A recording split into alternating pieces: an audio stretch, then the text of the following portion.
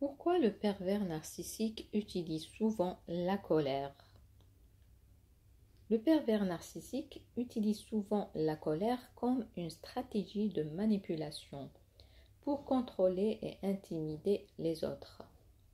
En général, on dit que notre pervers narcissique est nerveux. Pourquoi? C'est pour contrôler et dominer. Donc, c'est pour le contrôle et la domination.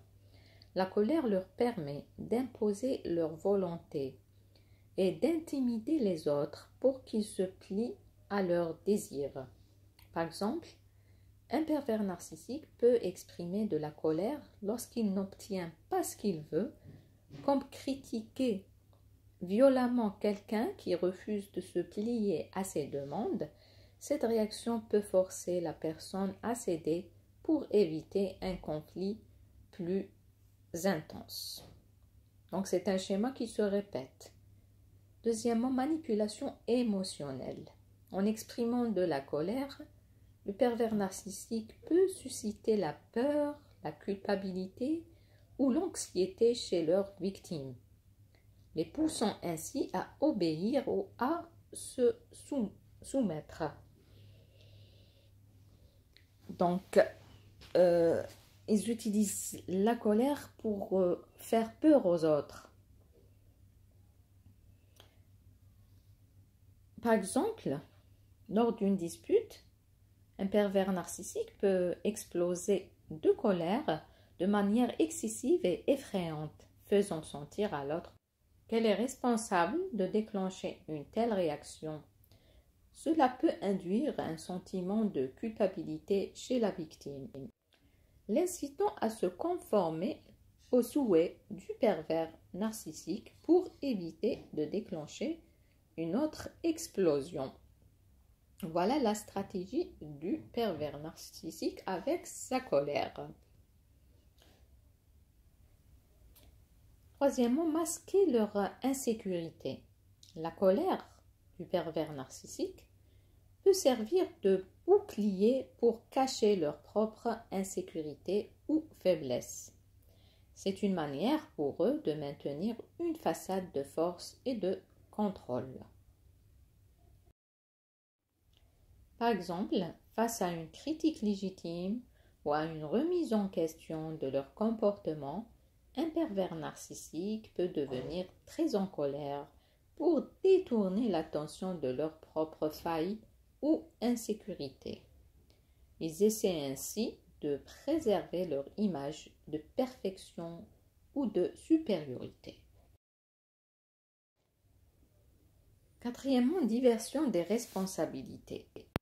En se mettant en colère, les pervers narcissiques peuvent détourner l'attention des problèmes réels ou de leur propre comportement inacceptable, plaçant ainsi la faute sur les autres. Par exemple, après avoir été confronté à un comportement inapproprié comme des mensonges ou des tromperies, le pervers narcissique peut exploser de colère en accusant la personne de l'avoir provoqué ou de l'avoir mal compris.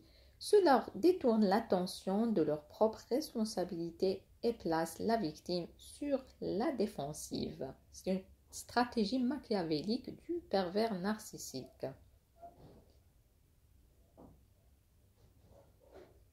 Comment la victime peut se protéger face à cette colère narcissique? Donc, face à la colère d'un pervers narcissique, PN, la victime peut adopter plusieurs stratégies pour se protéger et gérer la situation.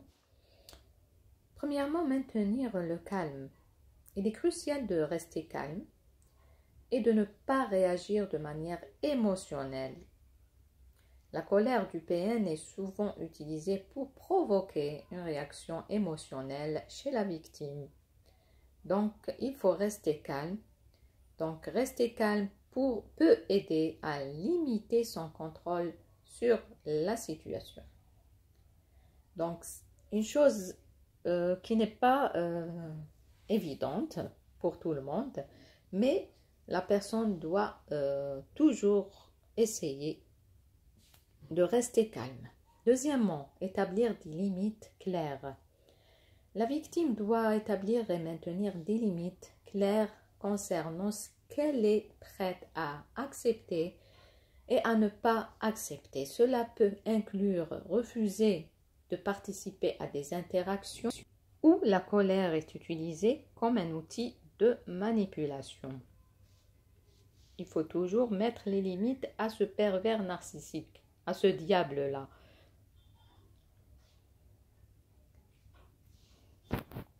Troisième stratégie, ne pas prendre la responsabilité de la colère du PN.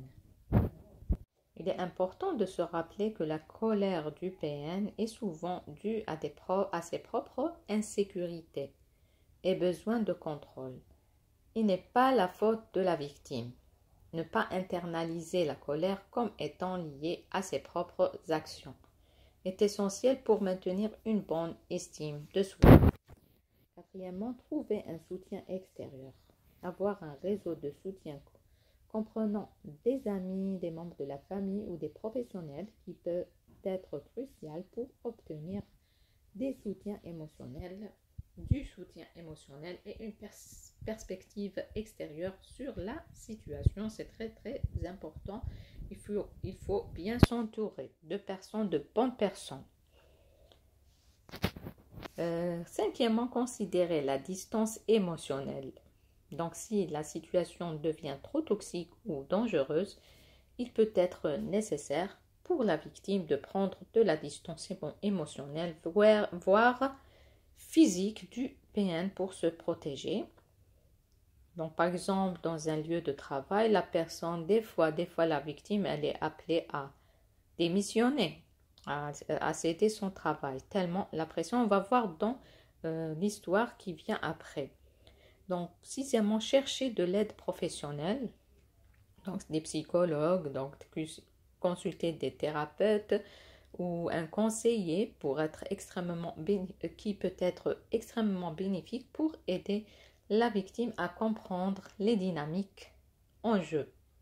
Donc, c'est très difficile pour la victime de comprendre déjà les mécanismes de ce diable. Donc, il est important qu'il y ait une consultation ou demander un avis chez un professionnel. En résumé, la clé pour la victime face à la colère d'un pervers narcissique est de maintenir sa propre stabilité émotionnelle, établir des limites claires, ne pas internaliser la responsabilité de la colère et chercher du soutien auprès de sources fiables et bienveillantes. On va voir par la suite une histoire véridique d'une personne qui a subi des intimidations et de la colère de son chef perverse narcissique, parce que c'est une femme. Donc, c'est une histoire qui m'a été racontée par une abonnée. Donc, je me permets de la mettre donc, en anonymat. Dans un environnement de travail, une femme compétente et épanouie était sous la direction d'une responsable qui utilisait la colère et la manipulation pour contrôler son équipe. La victime a enduré du harcèlement, des humiliations et des provocations constantes de la part de sa responsable narcissique, tandis que les autres collègues étaient souvent complices ou restaient passifs par peur. C'est le schéma classique quand il y a le pervers narcissique dans un service ou s'il est responsable d'un service ou d'une boîte.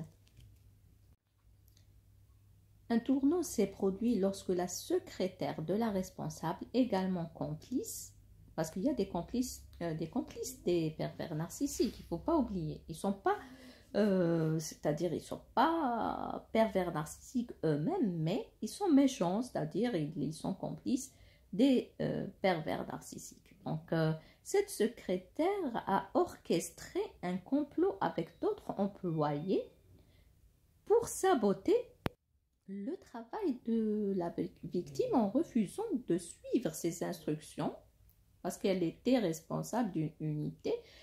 Par la suite, la secrétaire a rapporté des informations négatives à l'encontre de la responsable de l'unité, forçant finalement la victime à démissionner pour échapper à l'environnement de travail toxique et à la persécution continue. Donc, il y a des complices. Cette histoire met en lumière les ravages psychologiques et professionnels que peut causer un comportement manipulateur et abusif d'un pervers narcissique dans un cadre professionnel et souligne l'importance de chercher du soutien et d'explorer toutes les options disponibles pour se protéger et se défendre dans de telles situations. Dans cette histoire, on voit que la victime elle a choisi la fuite, mais elle aurait pu se protéger autrement. Malheureusement, elle n'a pas été assistée par des professionnels ou des conseillers. Elle n'a pas été bien conseillée. Donc, elle a pris la fuite, elle a laissé les gens jouer par son pain, comme on dit. Et voilà, c'était une histoire triste. Et malheureusement, ont déposé une plainte contre un pervers narcissique, surtout responsable et souvent compliqué en raison du manque de témoins prêts à témoigner aux côtés de la victime. C'est ça le problème majeur de cette situation. J'aimerais bien entendre des histoires comme ça pour les publier si vous voulez.